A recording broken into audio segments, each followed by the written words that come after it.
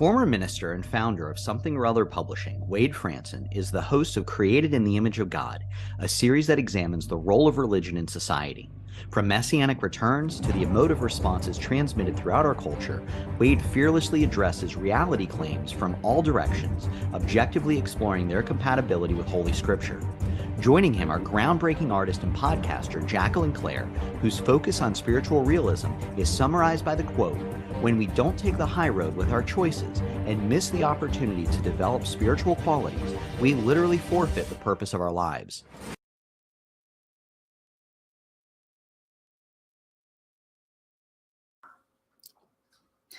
Well, hello, everyone. Welcome to Created in the Image of God, where we bring on a unique guest each week from varying perspectives to talk about different aspects of the role of religion in society.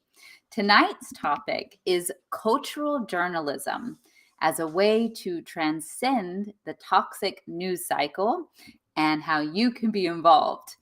Our guest is Daniel Sanderson. Daniel is a founder and CEO of PlankSip, an organic media platform that we will be talking more about deeper into the show. He is also a philosopher and the producer of this show. I want to remind the audience, anyone who is with us live in real time, we can see your comments. So please let us know you're out there and feel free to drop your questions and your comments in the chat at any time. We'll have a segment at the end designated for questions. All right, with that, let's bring our guest, Daniel Sanderson, onto the show. There you are. Hi. Hello. Hi. So, Daniel, you have been a guest on this show before. You are actually sort of the Wizard of Oz. He's always there behind the scenes.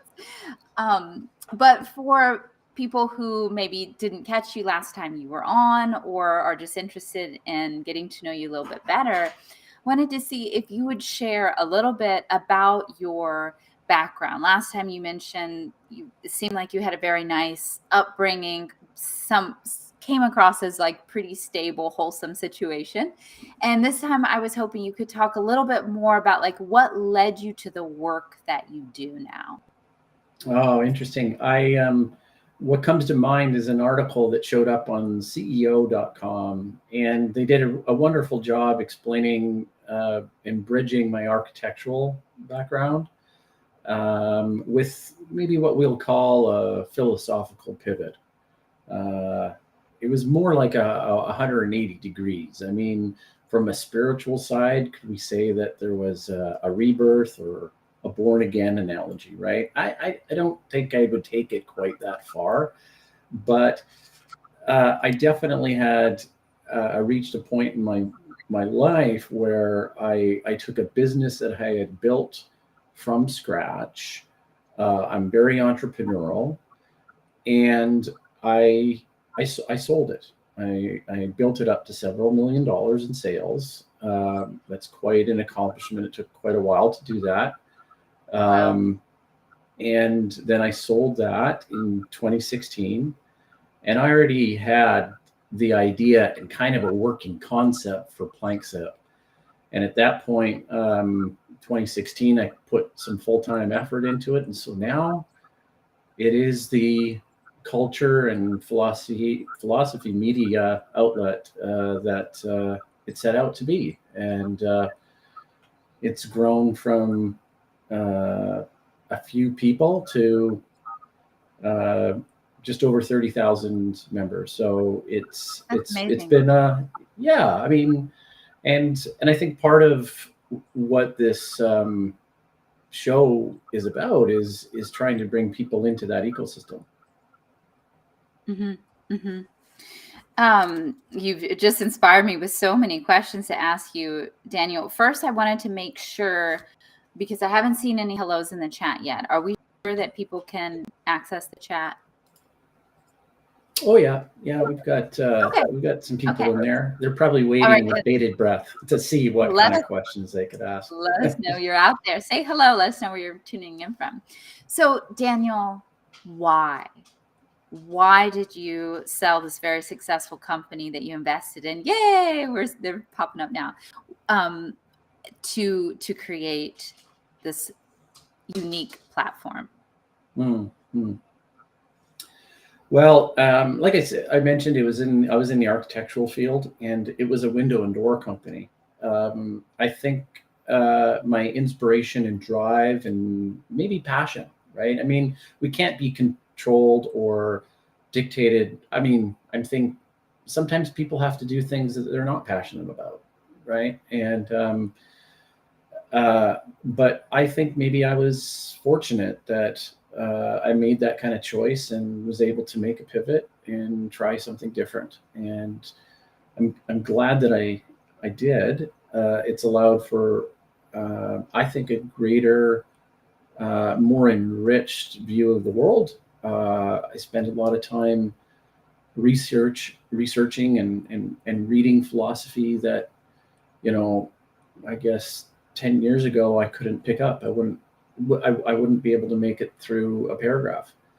And so it's taken dedication, almost like an artist learning how to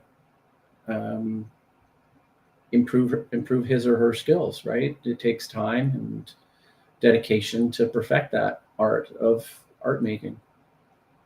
Right on.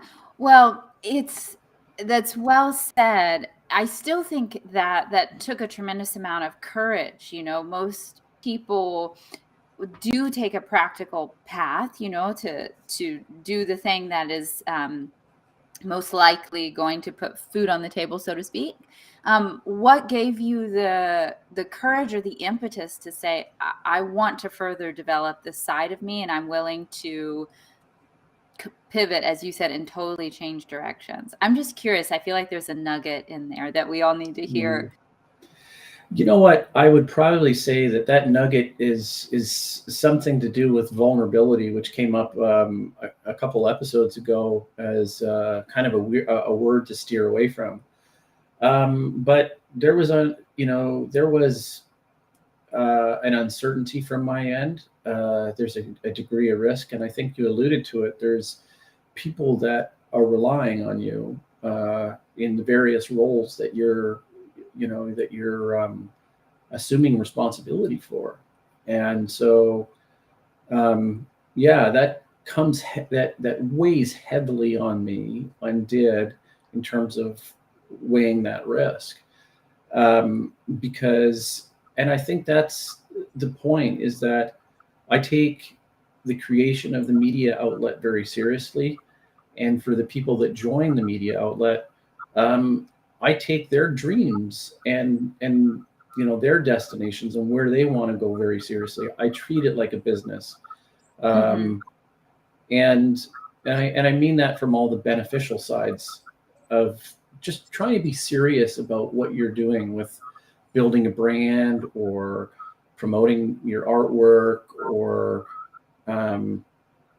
wanting to be a thought leader in a space that's actually highly competitive. Right. Well, I have one question for you before we get to commercial break. And when we come back, we will get into the meat and potatoes of what it is you do and what cultural journalism is. So my question for you is, Daniel, if everyone in the world would just do this one thing, it would make the world a better place. What is your answer today? I know I'm certain that it has something to do with communication and talking, speaking. This is our superpower. So it's just leveraging what, in the sense, what God gave us. That's beautiful. The word. And that's what we're doing here. Well, great. I can't wait to come meet you on the other side. Okay. Your story has the power to start a movement. Journalism is more than a tool for broadcasting news. It's an important way of fostering meaningful cultural relationships that create tangible change in our society. With our anthology Journalism Behind Bars, you can now do your part and make your mark. From expert writers to passionate amateur, everyone has a story to tell. Our aim is to promote equality, empathy, and create a safe space for different perspectives and interpretations of the world around us. Come join us today and break free from the toxic news cycle by submitting your story to Journalism Behind Bars at soupllc.com. So I just want to acknowledge the chats. We're seeing you guys say hello, so that's awesome. Again, feel free to contribute at any time and ask our wonderful guest a question. So Daniel, let's just get started. What is cultural journalism? Well, I think the best starting point is to break the two words down and talk about culture for a minute, and then talk about journalism. I think there's as a starting point, if you look at journalism, I'll read something here. There's several, like, may even be like 100 definitions of culture. A lot of academics kind of take a stab at it. This one's more of a generic one that may not say a lot, so it's a fairly safe one. And it says culture or civilization, taken in its wide ethnographic sense, is a complex whole which includes knowledge, beliefs, arts, morals, law, customs, and other capabilities and habits acquired by man as a member of society. And so this ethnographic description of people as a complex entity, that doesn't really say a lot, right? I mean, we're just basically describing how we describe a bunch of things as having some sort of social similarity to them. And so I think there's a tremendous amount of research and exploration that can be done in that space. Personally, I think that's the purpose of the arts, is to spend time in that space and developing, well, I would say movements towards a common good. And the common good doesn't have to be for a communal good. It can actually mean for an individual a good as well, right? But so anyways, there's an impregnated ethics in that, and that's more of the philosopher speaking now, a very Platonic kind of idealistic philosopher, I would say. But yeah, and then you break the other part of, or you merge culture with journalism, and you've got a truth reporting function. So if you think about what journalism is, it's supposed to be a watchdog on society. It tries to call out the people that are maybe not following the social norms, right? And so yeah, like a watchdog. And that's not always the case, or may not be the case. I can't quite determine what is happening to the state of journalism in real time, but I find that it can be very confusing for people, including myself. And so I choose to spend more time in ancient texts, and I know that's a common practice of religious followers.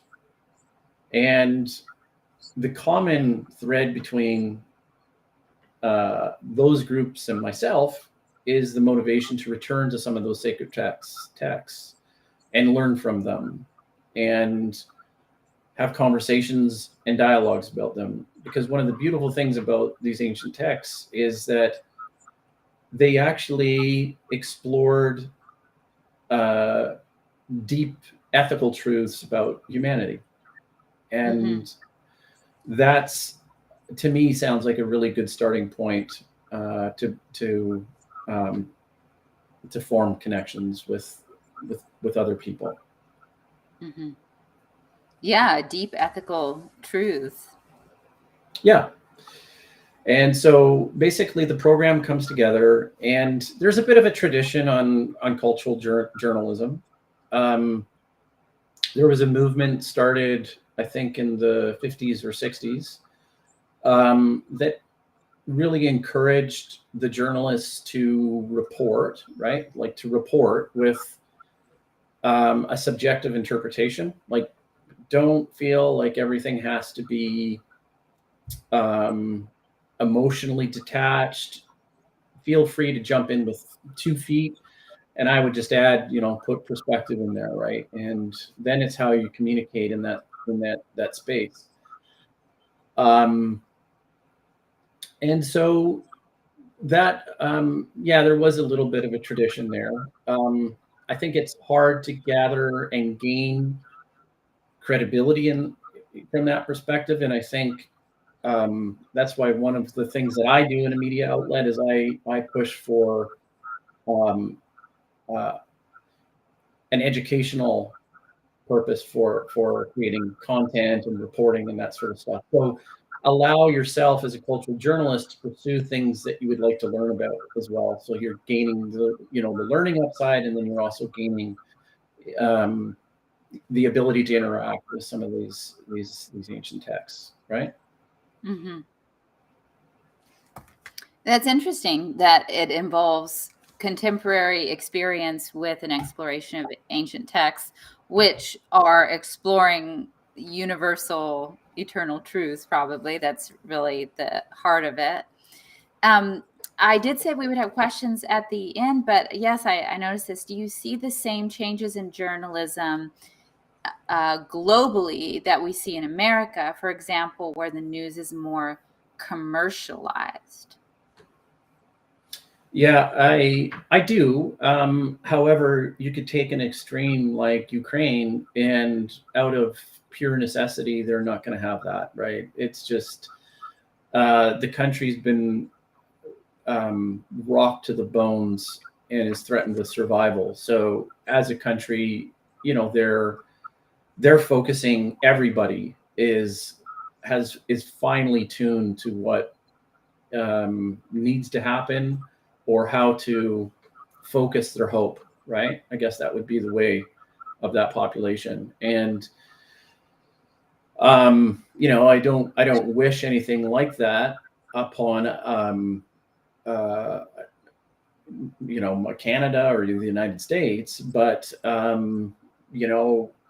is there a truth to that nothing galvanizes us like an event like that? I mean, you could say war, right? But and then it kind of gets scary to think that we need to have a war for us to bind together in ways that are, really, really efficient, right? Mm-hmm. Yeah. I feel that there's then more of an acceptance about the case or the speed and the cadence of the way history is unfolding, which for any Hegel scholars or philosophers out there, it's not really my leaning. I think we can do more about it. Like, why can't we do something about it rather than watch the train come and crash into the car that's down the track? Can't we do something preemptively as a society to move this in the direction we want it to? But there is the realization that maybe we can't. Maybe we just have to let history unfold the way history's destined to unfold. And that's an interesting mind experiment, especially from a heuristic standpoint, or a point of like, this is actually the best way to live life, is to approach it that way. I don't know. It's really as personal as the individual. So one thing I'd have to really make clear is that there's the Daniel thoughts as a thinker and a thought leader, but then there's a whole other community with varying different takes. And I don't mean about right or wrong. I mean maybe about how to approach the problem. Because philosophy is about asking questions, and where I may see that there's a question, someone may not. And actually that absence speaks volumes. The idea that certain questions would take precedent over other questions, that too is a sorting function that is quite remarkable if you think about it. And so this individuality and the description of how we associate people based off of the norms that they adopt, well, that's really fascinating. And is it worth identifying those groups and encouraging people to join membership in those groups. And is that something that PlankSip is doing? Like, all of this stuff goes through an individual's head, in at least this particular individual anyways. Right. The Daniel head. Yeah, that's right. You mentioned PlankSip, so I do want to talk about that, but you have intrigued me with the use of the word truth and with journalism, and how with the cultural journalism, there's a truth reporting function. Now, is that because cultural journalism draws on like classical ethical exploration, or like why does cultural journalism have truth as a lineage more so than the contemporary journalism? Yeah, that's a really interesting way to put it. So you could frame, the two competing ideas like facts on more the contemporary version of reporting the truth, right? Rather than subjective interpretations. And the way I look at the role of religion is that various religious functions, sorry, I shouldn't say that. Religion functions in a particular way for the benefit of society, and I wish more, I guess, secular thinkers and atheists out there could, really sit down and kind of digest this argument, because I think it's a significant one. Is that there's an attempt in organized religion to put up guard rules and introduce self-governing behavior on things that we've learned, on wisdom that we've derived from thousands of years. So of course you can point to a few that might be a bit of a stretch, or if you're building a case against and for, there's things on either side. But I think that's the idea of participation in a eusocial species. We're defined by, as a species, we're defined by our innate ability and tendency towards, this is an ontology speaking, this is one of the real important aspects of philosophical thinking. The ontology is eusocial behavior, right? That's what defines us, and actually, in my opinion and in my thinking and framing, brings religion into a unified conversation where now you got everybody sitting at the table, right?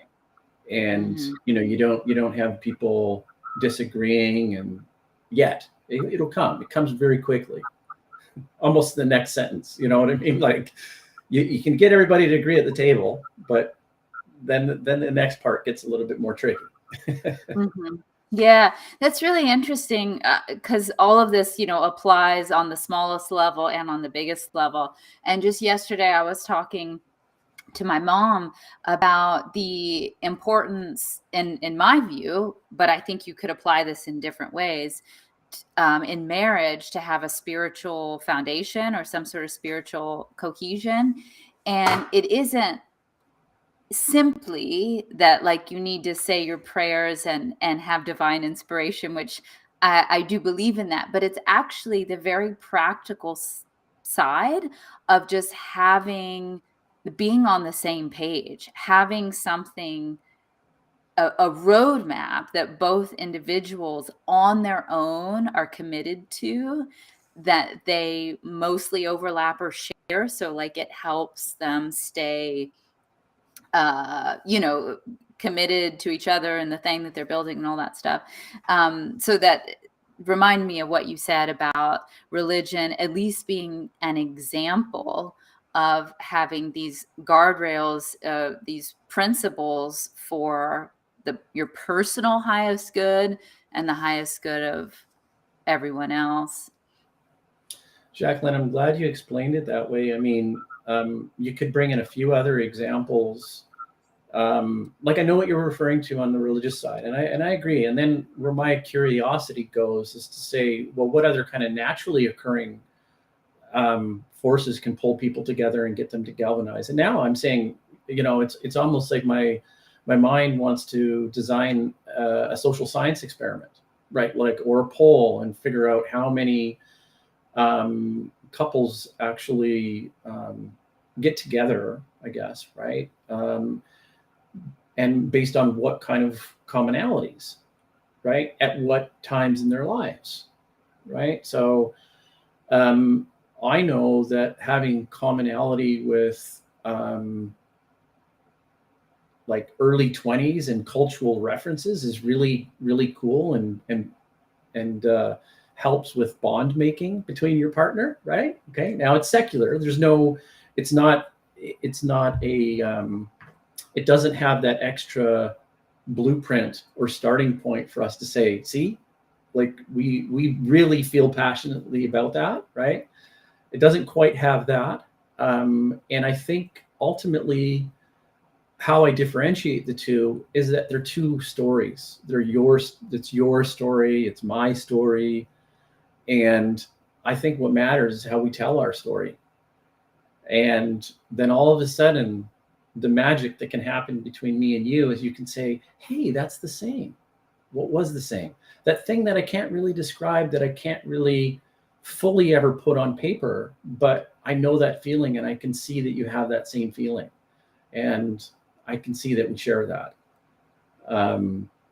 I think what just happened right now does not happen with any other mammal on this planet.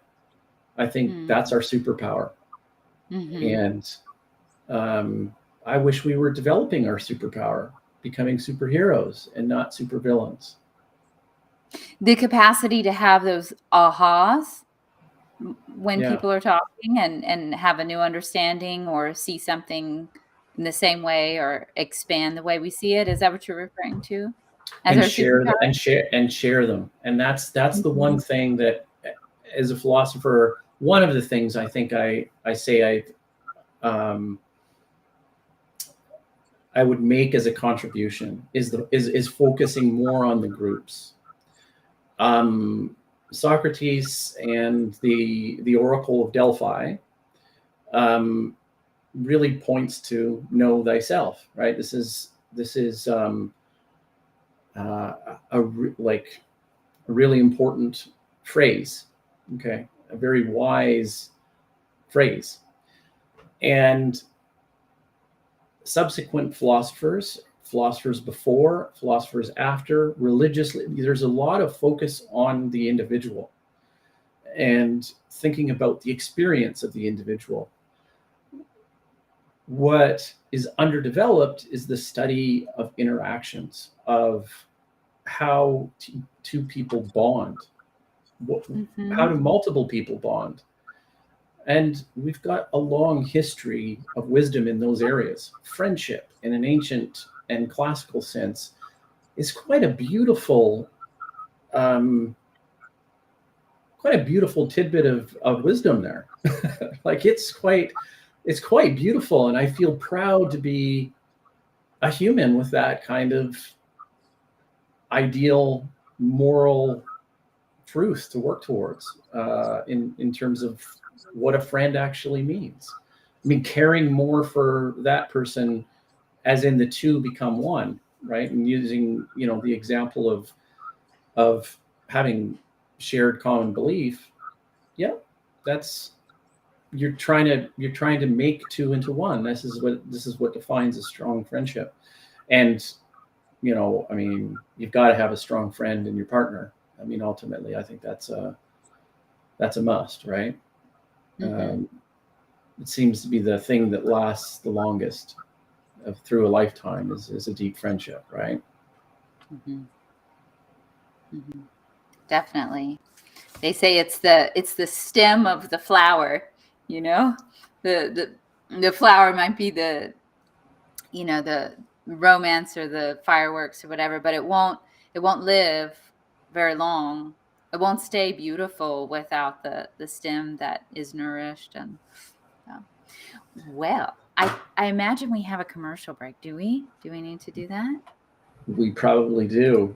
And if the guests haven't clicked in, I'm also doing a little bit of that too, which is fine. Just being honest here. It's the truth of the show. Yeah. Discover the world's religious traditions like never before with Ocean 2.0 Reader. Our custom ebook reader is designed for exploration and study, with an immersive audio-integrated reading experience and powerful research tools.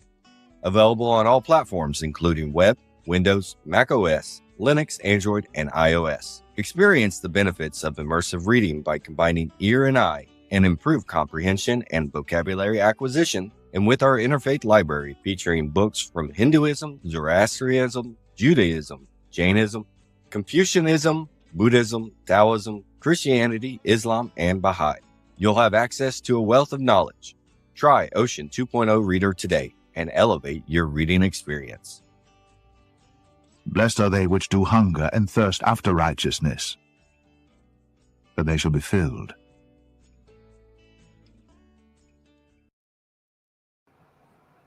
Cool. Great. Yeah, that's exciting. Ocean 2.0. Yeah. Well, I want to remind our viewers to ask questions. And what do you think about cultural journalism? Now, Daniel, can you tell us about PlankSip, your organic media platform, and how this all ties in? Well, the platform is the place where all the magic happens. And it starts with going to PlankSip.org and signing up as a free member. There's a free member or a paid membership, and most of the members don't start off as paid members. But for those of you out there that are interested in accelerating some brand building and taking their thought leadership to another level, go right for it. Go for it, and we'll have a conversation and talk about how a media outlet like ours can help individuals out there.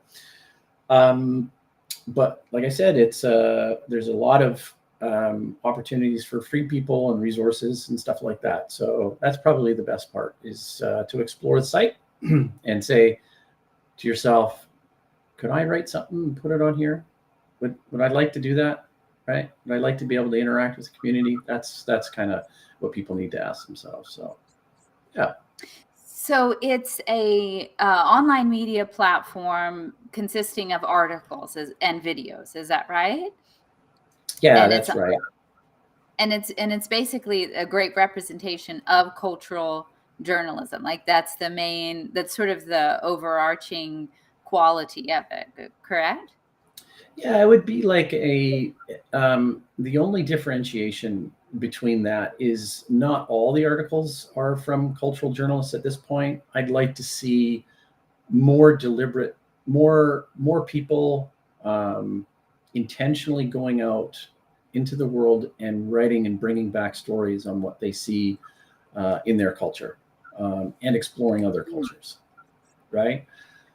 Once you catch that, like a travel bug, it's kind of like getting on a plane and, doing a culture drop in somewhere that you never imagined you would visit, and then really documenting that journey. And I think that the reflective nature of looking at other cultures, either living cultures or the past ones, can take you to places where your imagination will kind of set you free. It's quite an amazing process, and can be very cathartic, I think, for many reasons. I'm putting you on the spot, but do you happen to have an example of one that either you wrote or somebody else did and you were delighted with in this vein?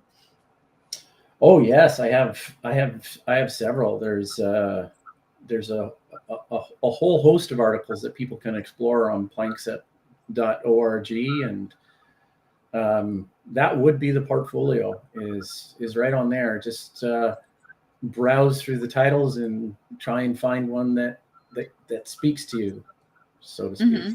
Well, that's a fun activity. Would you mind to put the URL in the chat for people to access? Okay. And maybe while we're chatting, people can scan through and see if there's any article titles that they're taken by and they want to ask you about or comment on. Okay. So, so what kind of person would a free membership of PlankSip benefit? Just someone who's curious about different cultures or business, or is there a nutshell answer to that? Yeah, I think it's somebody that's maybe wanting to take a passive approach, right? Somebody that wants to just not get involved. I think somebody who wants to put themselves out there is serious about an online presence, and I think everybody has to ask that choice at one point. What and how do I want to represent myself, for the greater public, right? I mean, I think we all have to think about that to a certain degree. And the paid membership is really for somebody who says, I've made that commitment to be out in the public, and I would like to grow. Now, whether or not PlankSip is the way to do that, it's a great starting point, I think.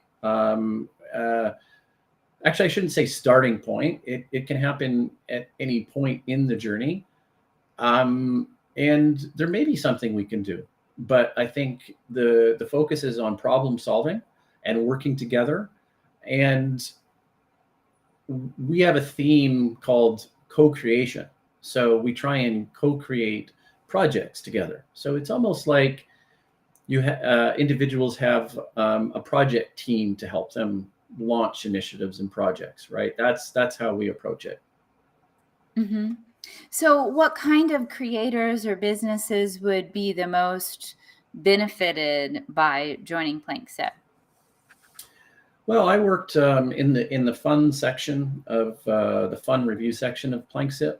I remember I worked with a really brilliant young writer, and his name is Samir and Aurora, but his name on the site is Samir Sampson. He liked that because he said that's what the name Samson's what my mom called me. Right? So anyways, we developed a really nice relationship together, and he's written hundreds of articles, really short, fun articles about some of the most important and popular movies, books, right? And so we have this section called Fun Reviews, and he built out a lot of those. To give you an example of one of the most interesting projects that came out of that was actually from Samir Sampson, and it was towards the end of our relationship where he went back to school, right? And he was doing a lot of reports on books, and he did the Barack Obama book. And he gave a book review on that, and what he sent to me was a full hour of him rapping the book review. Oh, right? Wow. Yeah, like a rap artist, right? And so you can't plan for that type of thing, but it's quite remarkable. It's on the PlankSip YouTube channel. He orchestrated the whole thing. It's good to listen to, actually. Like he's really talented, and it's shown. I think there's 6,000, 7,000, 8,000 views on this one video, right? So it's really a cool, it was a really cool experiment. I'm glad he did it, and that came out of a relationship of us working together for well over a year, and we developed friendship. So that's my goal. Mm-hmm. Mm-hmm. The superpower. The superpower. So what does PlankSip mean? Because I know it is significant, and I think it'll illuminate what this is really all about. Yeah, so there's a few different derivatives of PlankSip, but the one that helps people remember the name PlankSip as in a 2-syllable name. Plank is an organic platform, like a piece of wood, right? So we're like, okay, yes, organic platform, piece of wood, that works good. Sip, PlankSip together. There was nothing in Google, nothing, right? I mean, that's harder to do. It's harder to do than you think. I mean, you know, you could actually time people as another one of these goofy experiments. How long would it take for you to put something together, you know, that Google doesn't recognize? And I don't mean just like pounding on the keyboard. I mean, come up with something that you can say or speak, right? So PlankSip wasn't, and I trademarked it. And it has to Nice. do, it has to do with, basically it's propagating thought concepts for academics and thought leaders. That's what it is, right? So I applied for that. Not like I would ever want to enforce it. Someone could say I just did a PlankSip and I'm, you know, doing this. I'd be like, great. I don't care. I just wanted to have a record to say that I created that. And then the sip portion. So you got plank and then you got sip. And by the time somebody gets to sip, I want them to imagine sipping a hot cup of coffee, right? Or tea, and how nice that feels. How, you know, it feels really good to have a nice sip of coffee or tea, right? And I wanted to make that comparison between that feeling and what it feels like to have those aha moments and realize, oh, I just learned something, right? Like, that's cool. I enjoy that, right? And so the goal with that sipping analogy is to say that I want to change what consumption means. And now there's some other words for consumption that are coming in. Consuming a tea or a coffee, I'm kind of shifting it over to say consumption is the desire, the necessity, the need to continually produce stuff that ends up in landfills or unnecessary things. And, you know, just trying to be a little bit more prudent as a virtue, which is an ancient virtue that pretty much all religions follow. It's there's a lot of wisdom in being kind of smart with your resources, and not, you know, just being a little bit more planned and thoughtful and responsible, right? So I think that's what it comes down to, is changing what we value and how we direct our consumptive behavior. And you can consume literature in a very similar way, in the experience and the reward that you can gain if you become a connoisseur of it is, I think,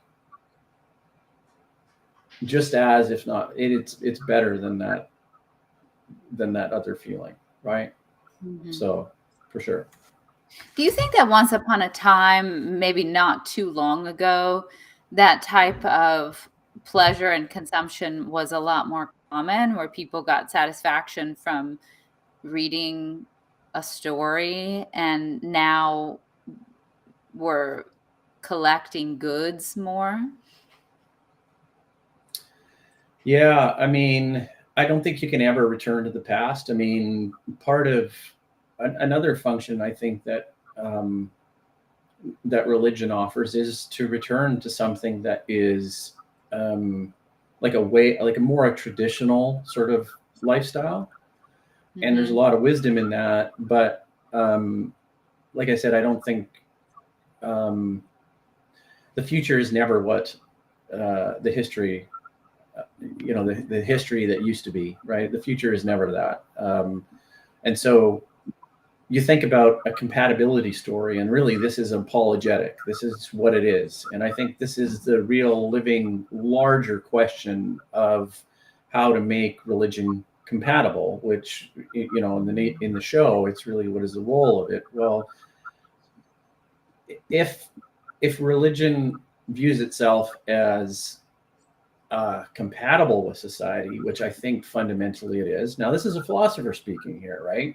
And I don't know if Okay. religious people really think about this in this quite this way, but the fundamental claim of religion, if religion feels that it's compatible with society, right, then religion has amazing tools to make an apologetic. That's how you make it compatible.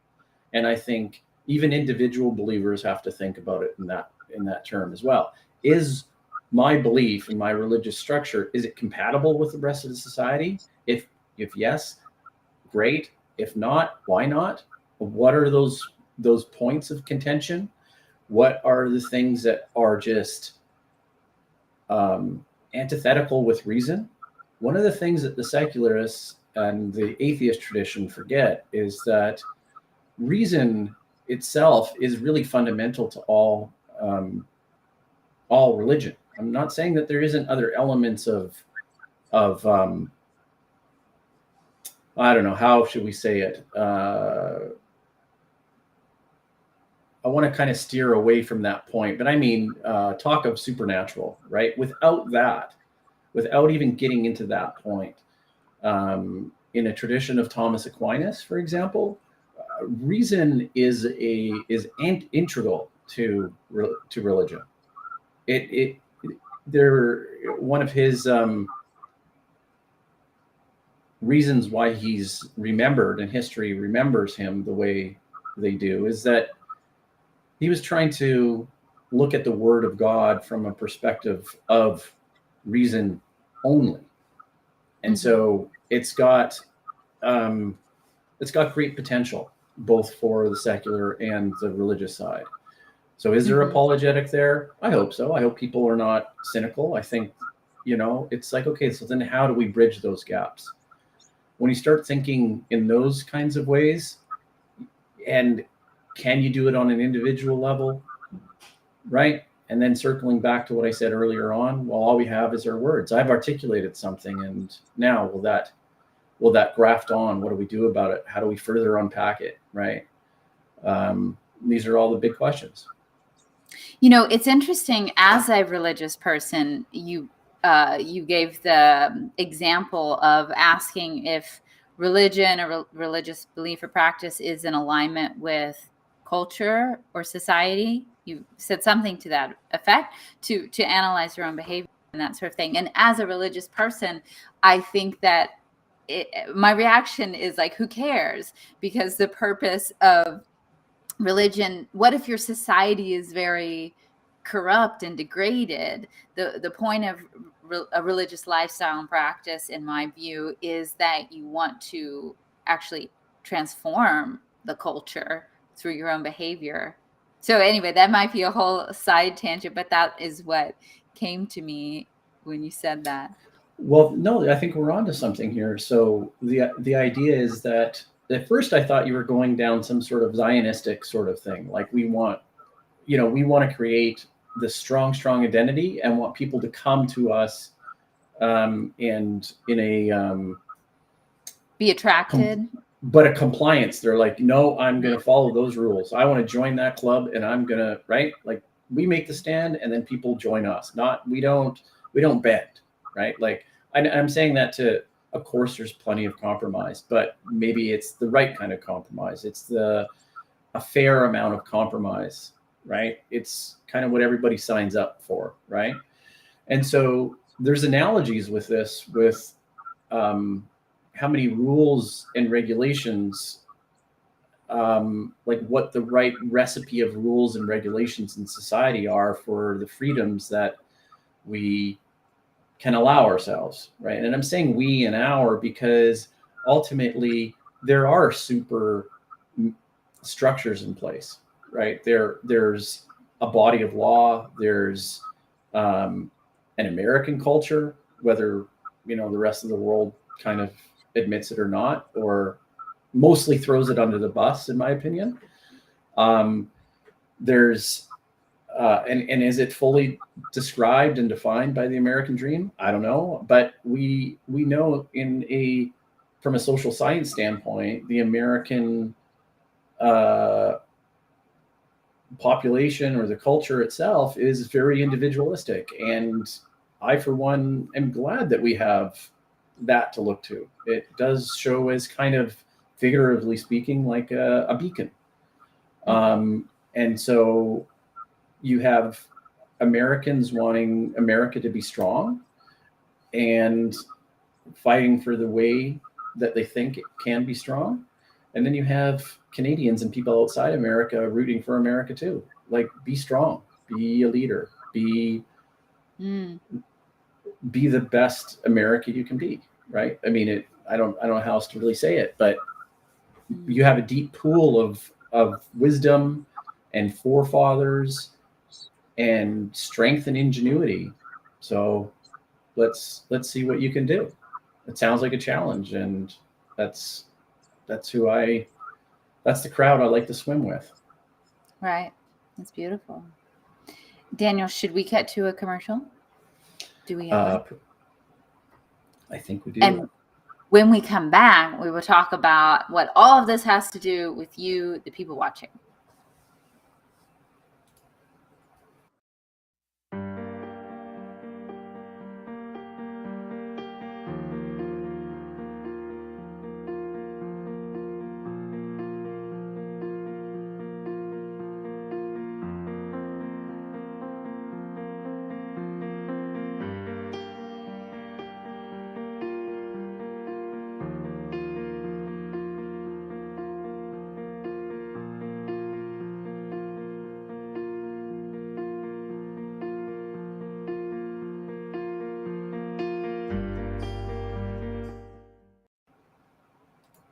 All right.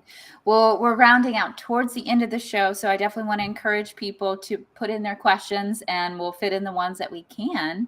So, Daniel, I know that we have a bit of a call here, right? There's an invitation for people to be involved in PlankSip, and I was just hoping that you could articulate that call a little bit more so people understand how it is meaningful and personal to them and what that invitation is.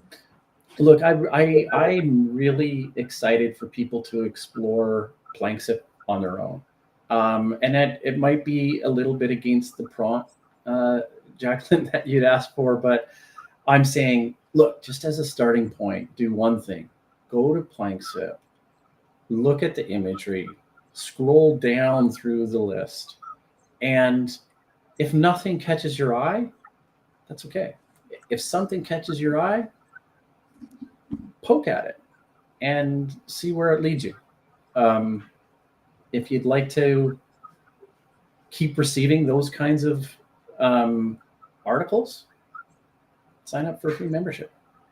If you read those articles and you think, oh, I'd like to write for this outfit, I'd like to make some videos, I'd like to create some content, I'd like to be part of this community,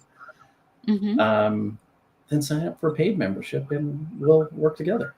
That's really that simple. Yeah. Cool. Well, we have a question that I think is real relevant to that from the Texan. Can a person contribute to PlankSip if they already have their own blog? So they already have an outlet where they're publishing some content. Can they publish that same content through PlankSip? Yep. It's a great question, Texan, because we encourage that. And we're not a media outlet that hides or suppresses your contact information. I don't know about you, but when I read something on another news outlet and I'm really digging the way the writer is writing, I'm excited to see who the person is at the bottom or at the top in the header. And then I want to find out where I can, find his or her Twitter profile, or especially if the writing is exceptional. And so the answer is yes, you can have a link to your own blog. You can have links to your social platforms.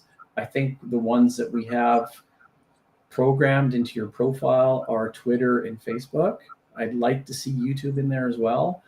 But yeah, that's what we've got for now. And I know for some of our contributors, we've actually, they're really busy. Some higher profile subject matter experts who may have a blog, and they come to us and say, I'd love to have the last 5 years of my stuff on PlankSip. Can you help me out? And we have an admin staff that can help syndicate your content if that's what you're looking for. If you're looking to get more eyeballs on and more people reading your stuff, we should chat. Sounds good. So, yeah. Cool. I'm glad that question came up, Jacqueline, because that's a really like that sort of conversation happens. That's a common question, and I give that same answer, right? It's and I think that's one of the authentic ways of doing marketing and sales, is doing it in an authentic, honest way, right? Like we can really help somebody. Mm-hmm. Mm-hmm. Right on. Well, I have this like controversial question I'm burning to ask you just for fun. But first off, just it's kind of like more of a personal thing, but for a reward for those people who have stayed with us. And I hope you won't be too mad at me. But before we go to that, there's nothing to be scared about. It's just, you might be like, oh, I don't want to talk about that. And it's not for you. It's not like personal about you, but I am asking you specifically because I'm curious your answer.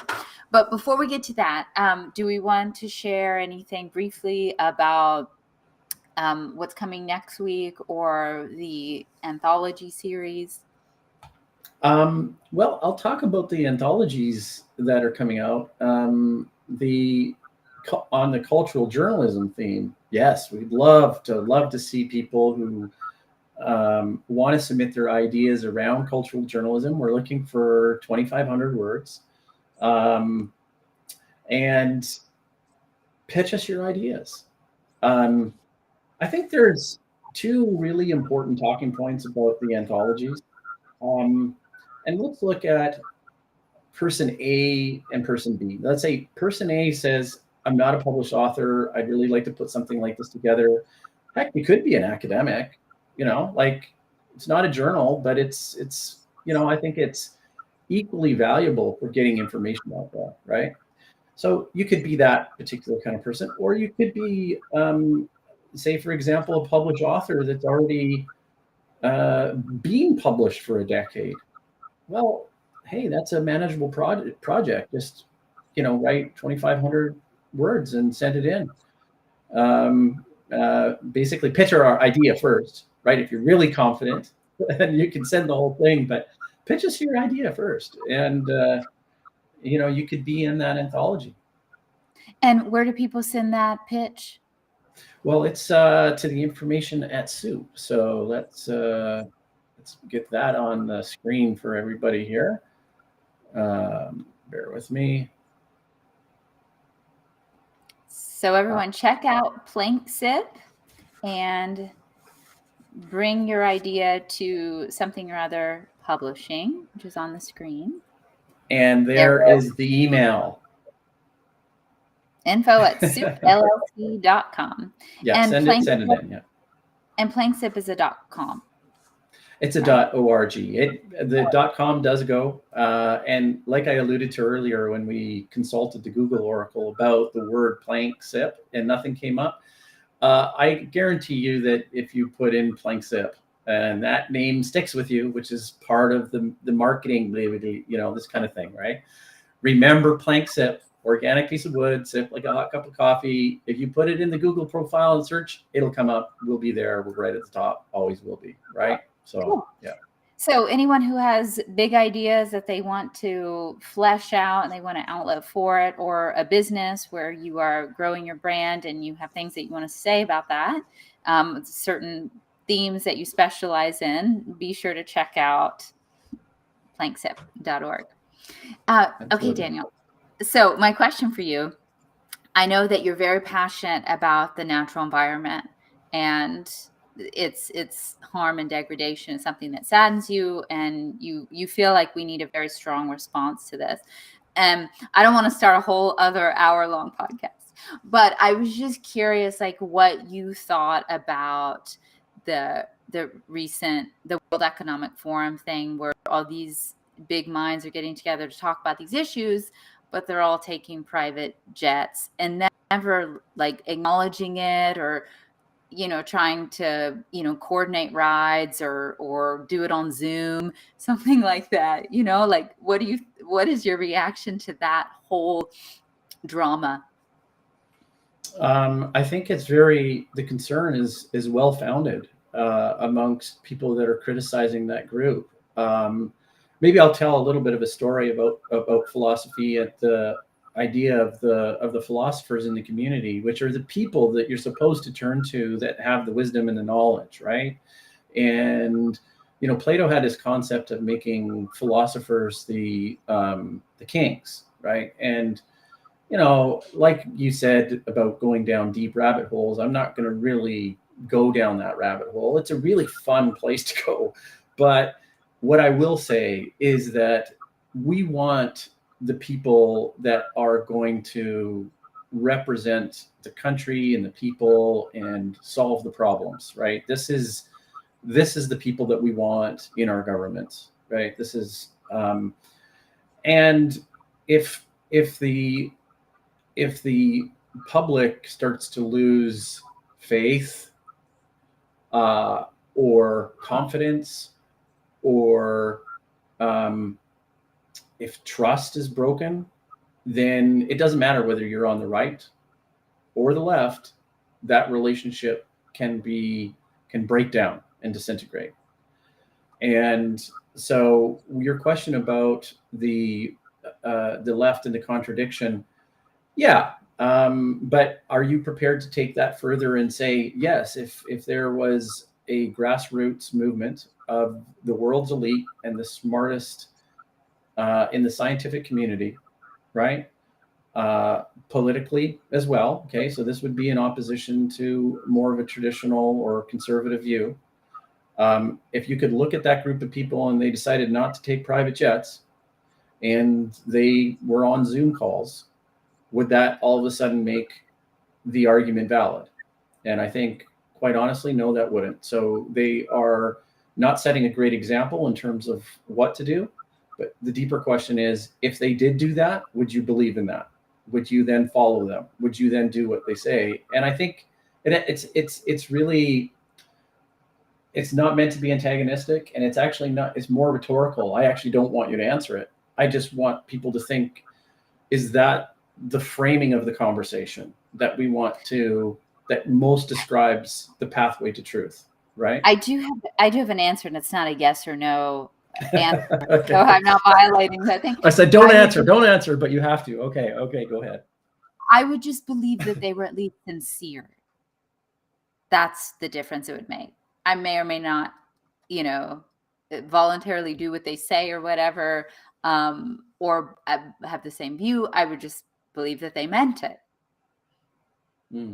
I mean, and that's also, gosh, we should stop because we're going to have a whole other conversation. But that's also the thing with like a religious person, like religious people have gotten a bad rap for coming across often sometimes as hypocrites, because do as I say, not as I do.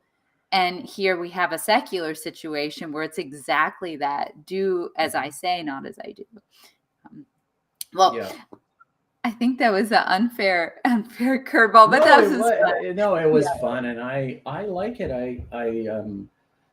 I've been challenged as of late, politically as well. I mean, last week's guest, Sienna, she has a really personal and journey of moving away from the left for reasons that it's quite a remarkable story. And I've lost some confidence in that on that side as well. I think it's a harder position to have. And I think maybe when push comes to shove, if we are headed towards a global scarcity, that's not just a liberal ploy or mismanagement, right? If we're faced by real energy demands that are brought about by changes in our climate, as an example, they don't need to believe me. If someone doesn't, I don't care. I mean, I formulate my own risk based on how I interpret the world, and if there's empirical proof that shows that, then I'm going to weigh that in my outlook in the world. And I think everybody should be able to do that. But what I hear is the biggest gripe from the conservative side of things is that it's not what the problem is, it's how they're handling it. And they don't see the proper leadership in place. And so then I think the pathway for the two parties to work something out, and not like it's a collective bargaining agreement, but for people for themselves to understand how to reconcile these two things. I'm not saying put the lawmakers together. I'm saying, how do you and me make sense of this, right? Without drifting to conspiracy theory thinking, or without drifting to affirming denial labels, right? Why am I not an evil person? Why are you not an evil person? Because we're innately good. We want to move in that direction. I mean, are there people that are? Yeah, that's not the point. I'm saying for the most part, and what moves society and culture forward is the greater good. The religions just eliminate one of those O's and say the declaration of I believe. That's the only difference. The greater good. Well, that is a wonderful place to leave this live stream off at. Daniel, thank you for coming on camera with me tonight. It was my pleasure. Bye-bye, everyone. And welcome to Something or Other Publishing, or as our friends like to call us, Soup. Soup is a platform that connects authors, readers, and service providers in one convenient place. Choose Soup if you're an author with a great book idea and you're looking for a publisher offering hands-on coaching in some of the best royalties in the business. Or if you're a reader who enjoys engaging with celebrated and emerging authors. We already have over 3,000 of them, and more are joining every day. You can even win free books by voting on their book ideas. Or maybe you're a service provider and you're looking to engage with over 3,000 authors. We're here to help. So whether you're an author, a reader, or a service provider, you're in the right place at Soup. Contact us at help@soupllc.com to learn more.